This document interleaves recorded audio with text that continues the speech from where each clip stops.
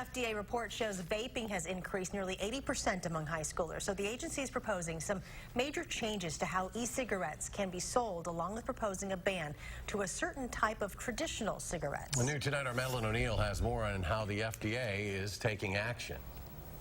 Eric and Charlotte, those proposals include limiting the marketing of flavored e-cigarettes, anticipating the potential changes. The leading maker of e-cigs and juices, Juul, halted retail sales of many of their flavored products already this week. I spoke with a local health expert and a smoke shop about what these changes could mean here at home. At Knuckleheads Tobacco and Vapes in Madison, General Manager Landon Meskey is used to hearing excuses from minors without IDs. I left it in the car, I'm sorry, go get it then.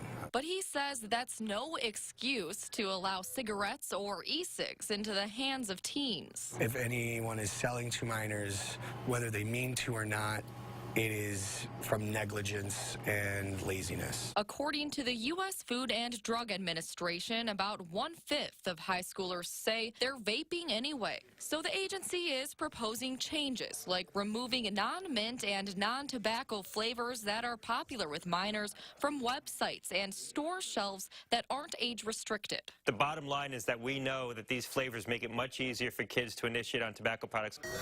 The FDA is also considering additional bans on regular menthol cigarettes and flavored cigars. That is actually huge news. Dr. Doug Jorenby is a professor of medicine at the UW Center for Tobacco Research and Intervention. He says menthol cigarettes are associated with much higher rates of aggressive lung cancer. It definitely comes at a price above and beyond just initiating smoking. So if this is followed through on, it's going to be a very dramatic change in the landscape.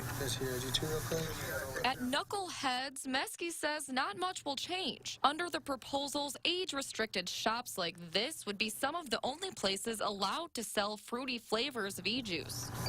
And Meskey will continue making sure all customers are old enough to purchase them. Keeping it safe above board, that's what we're all about. It's better to be safe than sorry. Now, part of this conversation is the fact that a lot of people use e-cigarettes to try and stop smoking traditional cigarettes. While health officials told me there's not enough data to say for sure if vaping has less risks, the FDA's commissioner said he'd like to keep the door open for adults who do use e-cigarettes to quit smoking, but not at the expense of getting teens hooked. Madeline O'Neill reporting tonight in our news center. Maddie, thank you. And still ahead tonight at 10.